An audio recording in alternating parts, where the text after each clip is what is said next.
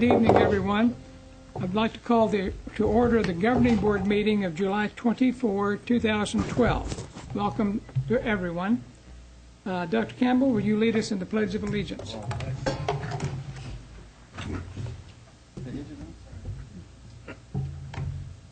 Pledge allegiance to the flag of the United States of America and to the republic for which it stands, one nation, under God, indivisible, with liberty and justice for all.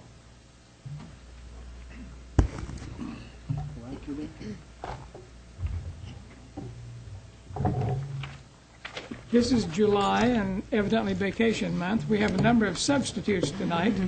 Dr. Maria Harper Marinick is substituting for Rufus Glasper.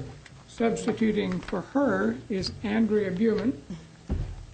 Mary O'Connor is substituting for Stephen Helfgott. Jim Bowers is substituting for Nikki Jackson. Janet Ortega is substituting for Sherry Olson. Renee Wilkins is substituting for Ernie Laura.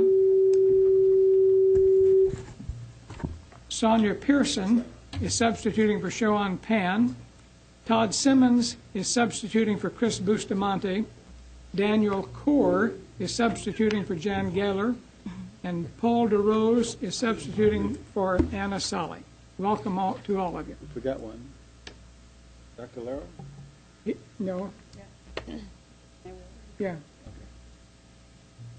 I think. I said your name, didn't I? Yeah, it was just Buffy. Okay. Now is the time for citizen interim.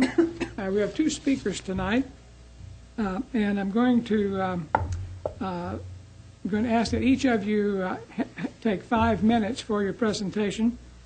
The board offers opportunity for members of the public to address the governing board. In compliance with the open meeting law, the governing board will neither discuss nor take action on issues raised during this portion of the agenda. When necessary, issues will be taken under advisement and placed on a subsequent agenda. Excuse me. Presenting concerns to the board and the free expression of ideas should be communicated with decorum and respect. Uncivil or disorderly conduct is not permitted. The use of derisive or insulting epithets or direction of remarks that defame, attack, or harass an individual may serve as cause for the board president to direct that the speaker immediately conclude his or her remarks. The first public speaker is Linda Brown. Ms. Brown?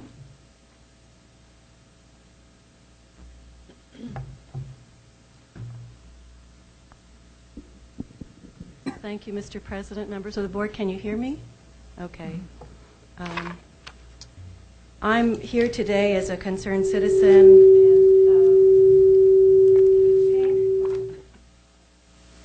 And, I'm actually, in brief, requesting an independent investigation into issues of discrimination.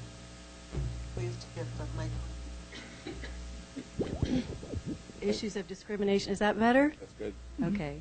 Discrimination and other harassment issues in the department, the Maricopa County Community Colleges District Department of Information Technology Services.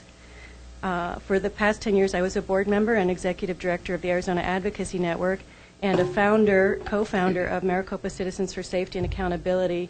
And after examining MCSO's misplaced priorities, that particular group took action through the Board of Supervisors. I'm here today because I have very similar concerns, very deep concerns, and I want you to know that those of us who are interested in the welfare of our students and for this institution will pursue this until we feel that proper action has been taken. I'm asking for an independent investigation into the ITS department. There is ample evidence that this department is dysfunctional and out of compliance with MCCCD's vision and values. A couple of months ago, you received a letter from former employee Joyce McQueen, a longtime employee with a distinguished record, who was so demoralized by hostile working conditions that she chose to resign 3 years shy of her retirement. That should have been enough to launch some kind of investigation. Since then, I've had the opportunity to speak with a number of people close to the department, and learned that the list of reasons to hire an external investigator to review this department is quite long. It seems there isn't an area that is operating effectively. There's a disregard for MCCCD values, and the actions of the department head are putting the organization at risk, actually for lawsuits and fines. Among the specific concerns, there's been a disregard for following required management procedures and processes in dealing with staff. There's been a disregard for following required policies and procedures regarding project management. Also disregard for sound fiscal management with regard to multiple projects being delayed, having cost overruns, or in some cases being scrapped upon completion with the department head requesting funds to start all over again. There's also very concerning violation of copyright and licensing agreements, which puts us at great risk. There's an absence of due process, especially when the department head wants to elevate friends and to demote or run out those that he doesn't seem to like. And it seems like discrimination. There's been a campaign of demoralizing, mistreating, demoting, and otherwise abusing key staff members. Plum promotions go to pet employees even when they are not up to the tasks. And those folks who lack the required training and experience are put in charge of costly projects that they are not capable of running, while experienced staffers are being shunted aside. There's been bullying, demotion of people that are not liked regardless of their competence, and the most disconcerting thing is that the employees that have been targeted are women and people of color, all of them. This is a direct contradiction to our core values. It's not only deeply troubling on its face, there are potentially some very serious consequences. The reaccreditation by the Higher Learning Commission is determined by whether an institution's actions are consistent with its mission, goals, and values. And in addition, mismanagement of a department this department has resulted not only in tremendous waste, but as I mentioned, violation of software licenses that could cost the district dearly.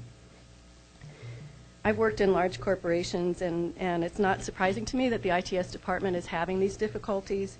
I can tell you that most people's eyes glaze over when you talk about these issues, information technology, and it's all the more reason to hire an external investigator who can ferret out the issues and the truth and recommend a sound course of action for sound management.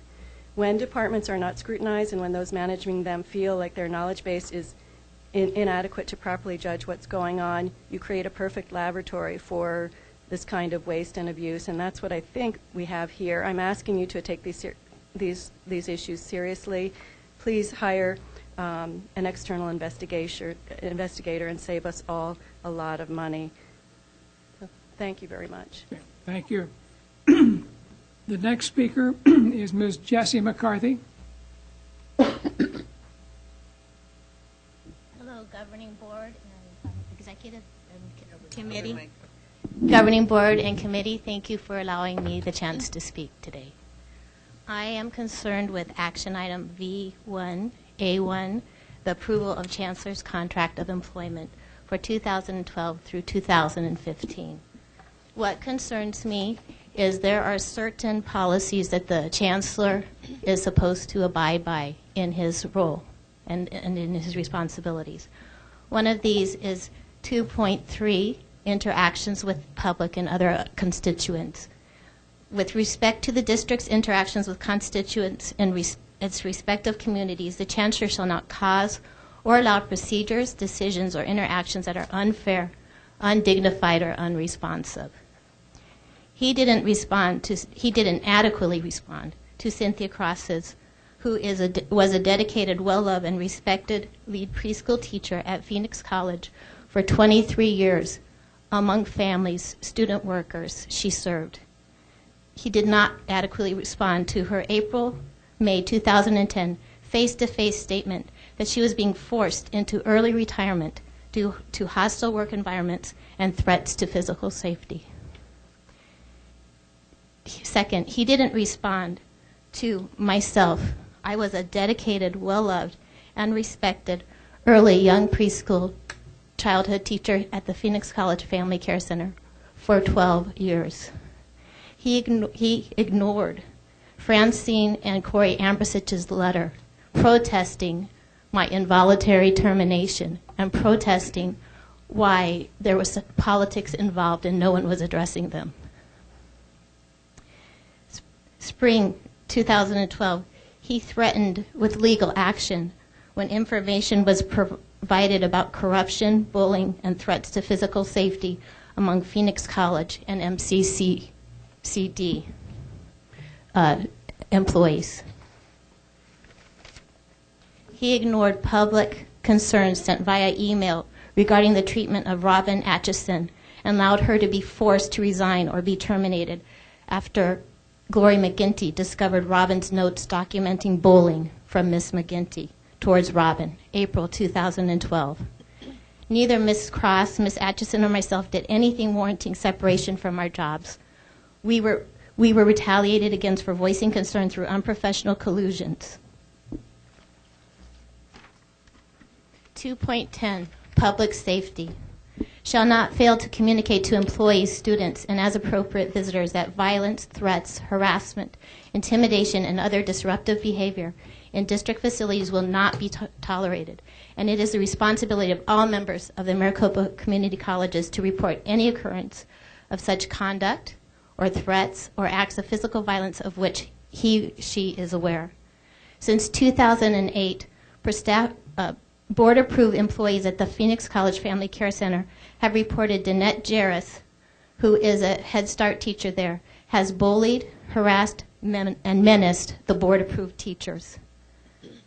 She has reported that she is rough and intimidating to children, and yet she still remains on the Phoenix College Family Care Center campus, and all the employees who raised concerns were forced out. 2.2, treatment of faculty and staff. Shall not allow adverse personal action to be taken against an employee of the district in retaliation or reprisal for written disclosure of information of a public concern to a public body concerning an alleged violation of law, mismanagement, gross waste of monies, or abuse of authority, collectively referred to herein as alleged wrongful conduct.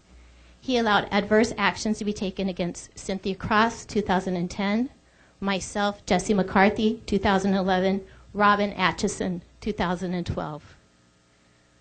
In retaliation for reporting that we were harassed, bullied, and being physically menaced in our department. I'm here to let the public know that as a Phoenix College employee, I was defamed. There was not MCCD policies followed. There was not PSA policies followed. And the adverse actions were behind the scenes, unprofessional collusions to involuntarily terminate me from my position. The actions towards employees who voice concerns needs to be investigated with concern. The public's trust is being violated, and there is abuse of power among college presidents, the chancellor, the governing board, legal counsel, PSA organizations, faculty, and staff within the MCCD organization.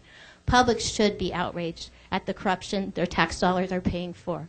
I think you need to hear my words seriously.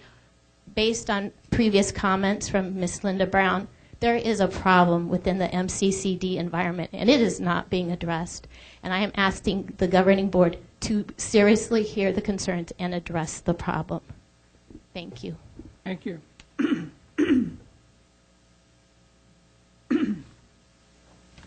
The next item on our agenda is community linkage. We have reports from governing board members. Dr. Campbell? I have no report, Mr. Chairman, other than I've been out for about a month, and I'm very pleased to be back here with the board and will do all I can to help support all the programs. I went with Doyle and Dana to the policy governance conference and found that just really amazing and learned a lot. I think you may have reported on it before and trying to figure out ways policy governance can help us create a vision and get down into making sure the school is run properly and how we can do this using policy governance, and I hope it could solve some of our problems. And I was really impressed with the conference. I have nothing more to report. Mr. Starr? I understand you're going to the workshop for the ASBA. Yes. Hope to learn more about the K-12 systems and meet some people, and really excited about that conference. Starts Thursday night and ends Saturday afternoon. I've been to that conference several times. It's a good one for those reasons. I'm also going to Washington, D.C. next week for a conference with community college leaders, and look forward to coming back with some good ideas that we can implement possibly here. Mr. Starr and I attended a ribbon-cutting ceremony this morning, early, at the Glendale College campus. It's part of the Small Business Development Center, and they have a new operation advising small businesses about procurement, getting contracts with government agencies. Very good ceremony out there. We enjoyed visiting that. Let's see, the Chancellor's report, Dr. Harper-Marinick. No report. Okay. Mr. Secretary's report? None? Okay. Mr. Cranswick, do you have a faculty report? In consistency with the rest of the group, I have no report. Mr. Jallow, adjunct faculty. As always, achieving inconsistency, I do have a report. Good for you. Good evening, President Burke, members of the Governing Board, Executive Vice Chancellor Maria Harper-Marinick, members of CEC, and guests. We have two items this month, college representatives and security. The Adjunct Faculty Association has made some changes in the process and timing for the selection of college representatives this fiscal year. We are transitioning the selection of college representatives to the fall semester to allow for a more effective transfer of knowledge and responsibilities between outgoing and incoming representatives.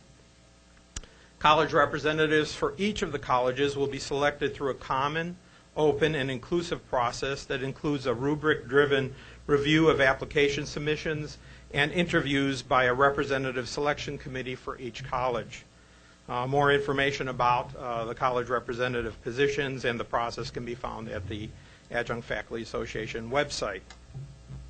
The second item relates to the tragic events in Aurora, Colorado last week.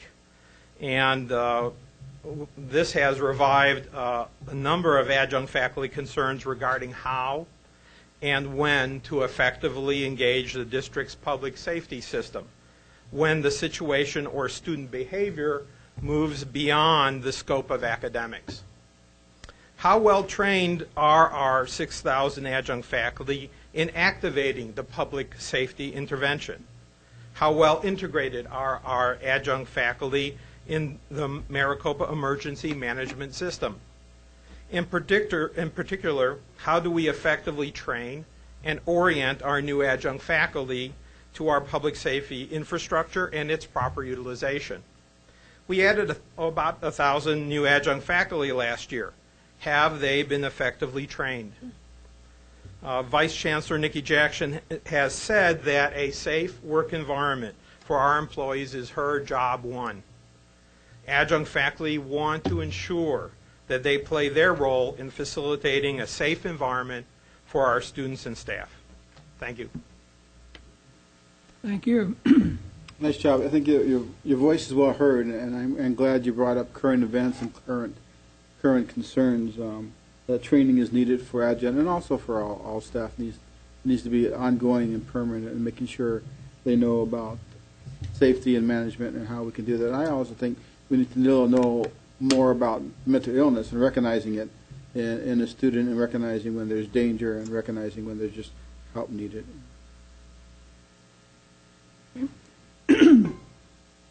I don't have information about any other reports from vice chancellors or college presidents. Are there any? External community, AADGB, there is no report. We have not met this past month. ASBA? None. None. Okay, and no legislative update. We move then to the agenda. There's a motion. I need a motion to approve the order of the agenda. So moved. Second. Mr. Sarr moves. Mr. Lum seconds the approval of the order of the agenda. Any discussion? Gloria. Mrs. Spears. Yes. We can go ahead. We can vote. All in favor say aye. Aye. Opposed, no. 4-0. We're pausing to get our fifth board member on the phone during the action items of the agenda.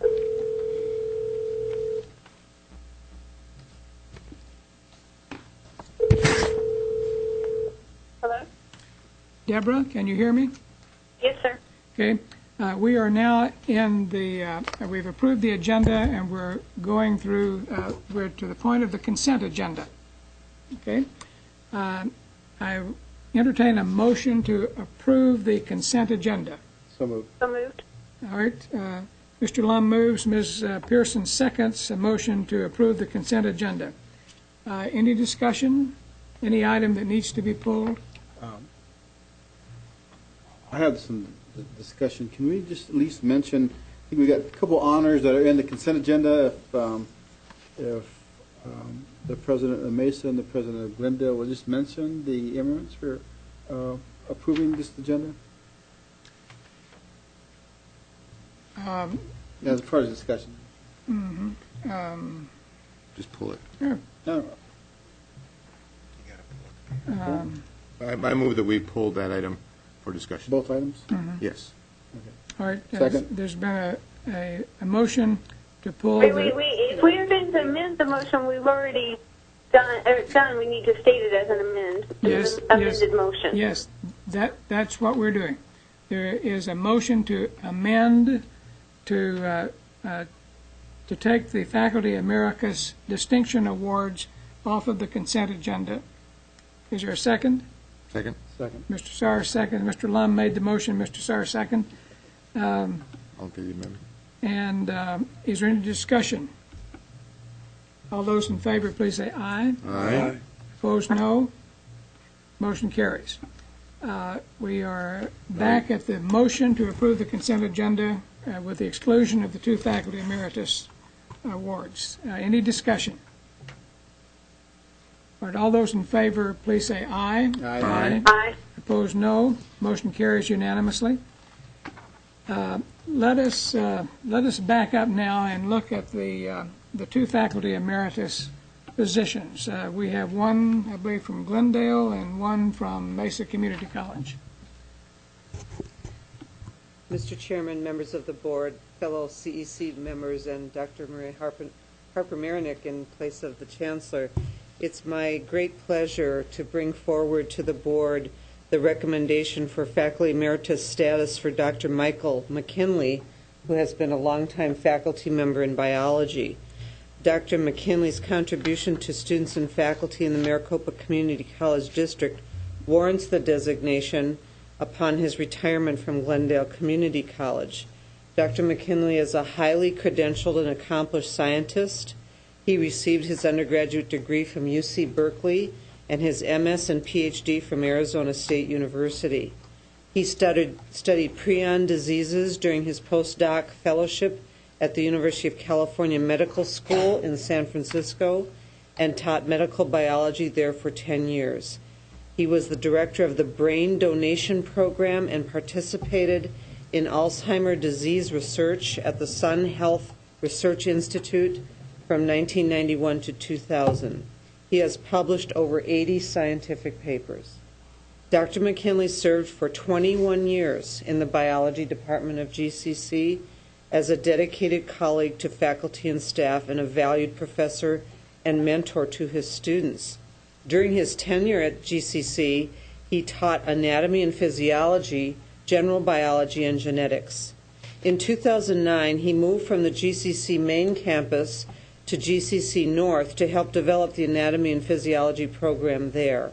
He facilitated the anatomy and physiology events at the annual Science Olympiad competitions held at GCC.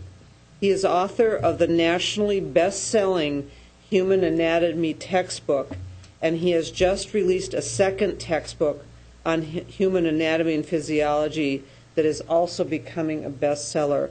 Many, if not most, of the colleges in the country use this text. Students waiting at his lab door at 7 in the morning demonstrate his effectiveness at engaging his students in their learning and dedication to their success. And he terribly regrets not being here tonight, but he had to make a choice to be with his grandchildren or to be in person to receive the award. And oddly enough, he chose to be with his grandchildren. Thank you. Thank you. And then Mesa Community College. Yes, Mr. Chairman, Executive Board members, and Dr. Harper Marinick and CEC members. On behalf of Dr. Sean Penn, I would certainly like to recognize a long-standing residential faculty member who recently retired from Mesa Community College, and that's Dr. Jean Parrish. Dr. Jean Parrish has established a long history of credibility within the Maricopa community colleges as well as in the community, with a background in counseling, but also serving a long history of working with students, both within the district and outside of the district, being well respected among faculty and staff. I am certainly pleased to be sitting in this seat right now to recognize him for emeritus status. Thank you. I move we approve both emeritus status. Okay. Second. Motion by Mr. Lum, seconded by Dr. Campbell to approve emeritus status for both candidates. Any discussion? All those in favor, please say aye. Aye. Aye. Opposed, no. Motion carries unanimously. Let's see, item 6 is from Human Resources. It is the approval of the Chancellor's contract of employment from 2012 to 2015. Mr. Bowers, would you like to comment? Yes, President Burke, members of the board, this item, again, as mentioned, is the approval of the Chancellor's contract of employment from 2012 to 2015. It is recommended in this item that the governing board approve the proposed extension of the Chancellor's contract of employment for an additional one-year term. The contract is for a 3-year term total and is dated effective July 1st, 2012. Is there a motion to approve the contract? So moved. Mr. Sauer moves. Second. Dr. Campbell has seconded the motion to approve the contract for the Chancellor from 2012 to 2015. Any discussion? Hearing none, all those in favor, please say aye. Aye. Aye. Opposed, no. Motion carries unanimously. The next item is from Business Services. It is the approval of a license agreement with Alliant International University involving Rio Salado College. Mrs. Thompson, would you comment, please? Mr. Burke, members of the board, this is an opportunity for the district through Rio Salado to contract with Alliant International University for Alliant to use the Rio Learn system, its course content, and any other related services for Alliant students to take those courses. Approximately 350 enrollments are anticipated for additional revenue, about $300,000. Okay. Is there a motion to approve the license agreement with Alliant International University? So moved. Mr. Starr moves. Mr. Lum seconds the motion to approve a license agreement with Alliant International University with Rio Salado College. Is there discussion? Sure. This is exciting because it opens the door to some potential sea change in how we operate. This is the first time that we've put together something like this for a product like Rio Learns. This has an impact financially of a few $100,000, but I'm thinking that it has potential for much more in the future. This is a product that's been in existence for a number of years, so well established, and the fact that other institutions like Alliant are interested in them in the program, to me, is just the most exciting thing I've heard in 10 years. So if I could ask the substitute for Dr. Bustamante to kind of give us some more information on this. I'd really appreciate it. Thank you.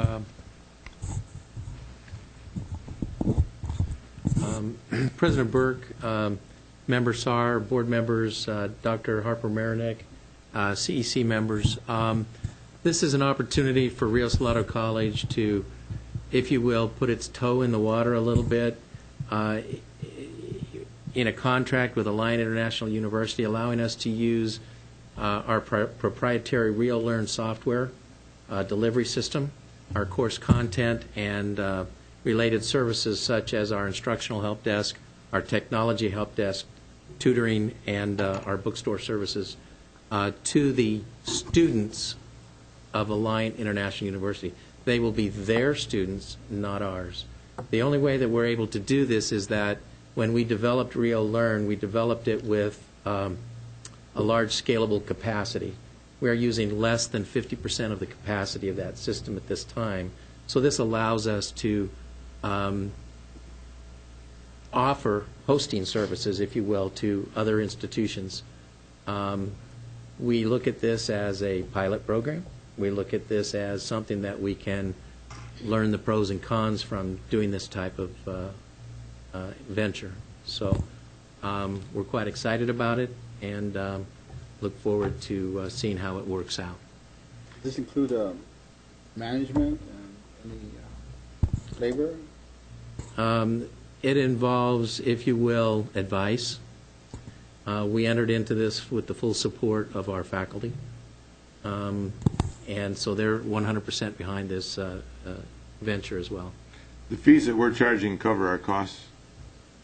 They do cover our costs. Mr. Chairman, where is this university located? They have a campus. They're basically an in-person university. They have a campus in San Francisco and one in San Diego. But they're a university, so are they worldwide? They're basically in California because they're an in-person university. Okay. Again, I just think this is we could look back on this night, and I don't know how the rest of my comrades are going to vote on this, but I'm in favor of it personally. I think this is going to be a landmark decision for us that we look back on hopefully in years to come and look at it as a change in how we do the business part of learning and teaching. And I'm looking forward to this being a good pilot study and work successfully, and that we can possibly look at it as a future for additional income to the colleges. Thank you. Any other comment? Thank you, Dana, for making light of this and not just letting us pass it by and not celebrate this opportunity. Mm-hmm. All right, all of those in favor of the license agreement with Alliant International University and Rio Salado College, please say aye. Aye. Aye. Opposed, no. Motion carries unanimously. The next item on the agenda is an approval of a contract award for re-roofing at the Wood Street warehouse. Mrs. Thompson, would you please comment? Mr. President, members of the board, Wood Street is a site, a facility that the district purchased as part of the 2004 bond program. It serves as our warehouse where we store surplus items that are getting ready for auction, as well as records that are not needed on location. And it also serves as office space for several departments of the district office. There are some leaks in the roof, so we do need to replace the roof, hence the request that the board approve this item. Is there a motion to approve a contract award for re-roofing at Wood Street warehouse? So moved. Dr. Campbell moves. Second. Mr. Saar seconds the motion for the contract award for re-roofing at Wood Street warehouse. Any discussion? I assume you feel it's going to rain again. I certainly hope so. Real hard. All right, any other discussion? I'd like to call a roll call vote. Okay. Let's see. Dr. Campbell? Yes. Mr. Lund? Yeah, I think it's important. I think that we may be looking at selling the building or parts of it, but that would be at least 2 years away, and I don't think a roof can wait. So I vote yes. Okay. Mr. Saar? For those same reasons, I know the site. It's not our prettiest building, but it does what it does, and it's important that we currently use that space effectively, and it won't happen if we have leaky roofs. So I vote aye. Ms. Pearson? No. Okay. I vote aye. The motion carries 4-1. The next item on the agenda is an approval of the lease with the Arizona State Board of Regents. Ms. Thompson, please comment. Mr. President, members of the board, we were approached by the Board of Regents on behalf of APASC, which is the Academic Program Articulation Steering Committee, the articulation task force for the system in the state, to see if we have any space that we could lease to them for them to bring together the staff that supports this committee. We do have some space in this building, and we did work with ABOR staff in order to negotiate a rent for that space. And we think that their co-location would help the overall effort on articulation. Right now, or in the past and historically, the 3 or 4 staff members have been spread around the state, quite honestly, so never really been together to be able to work as a team. This would bring them together, which would help us as a system, as a state, and we also think it would help to strengthen our own relationship with the staff, so we do recommend its approval. Okay. Is there a motion to approve the lease with the Arizona State Board of Regents? So moved. Mr. Lum moves. Second. Mr. Starr seconds. A motion to approve the lease with the Arizona State Board of Regents. Ms. Thompson, what programs will they put in those facilities? Mr. President, members of the board, they'll just be putting the staff, so they'll have some offices and a small area for an internal conference room, and they're the staff that support the articulation task force, so they do all the work on behalf of all the members of the articulation task force. I was thinking about articulation. I thought Yes. I remembered that. Yes. And articulation involves departments of community colleges and universities throughout the state that meet annually. So it is a benefit to us. Oh, yes. We're a member of the task force. Yes. Okay. Any other comment?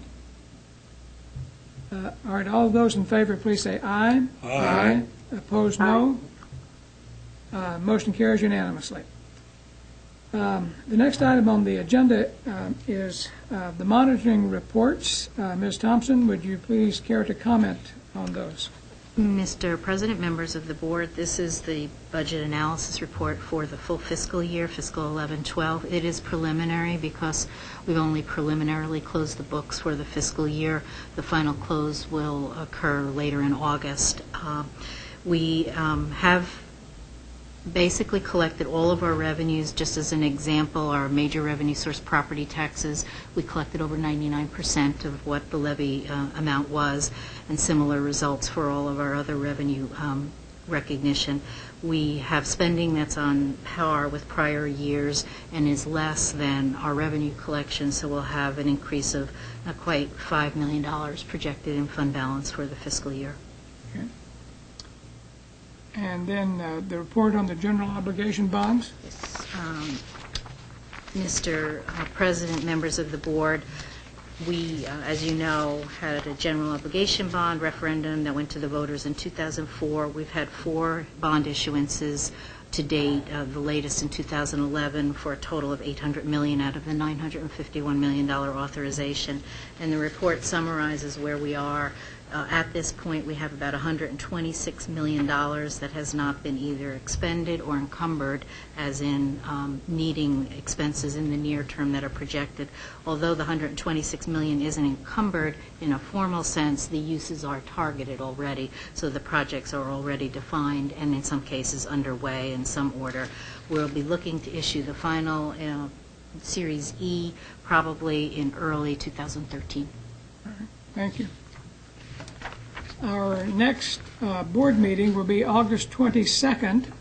This board meeting has to do with capital planning for a possible bond issue in some years ahead. It will occur at 9 a.m. on August 22nd. I believe that's a Tuesday, and it will be held at Glendale Community College. We are going out to some of the colleges this year. Glendale is our meeting site for August 22nd. And then on is August 22nd a Tuesday? A Wednesday? Yeah. All right, August 22nd is a Wednesday. beginning at 9 a.m. And then our next regular board meeting will be on August 28th, Tuesday, at 6:30 p.m. This meeting is That's Wednesday, August 22nd, 22. It's Friday that's on our calendar. Well, August 22 is a Wednesday. That's a week before our next board meeting. I just have it on our board calendar. Our calendar says Friday the 24th. That was the original. Wondering. We will confer and get back to you. Okay, thank you. All right, thanks. All right, this meeting is adjourned.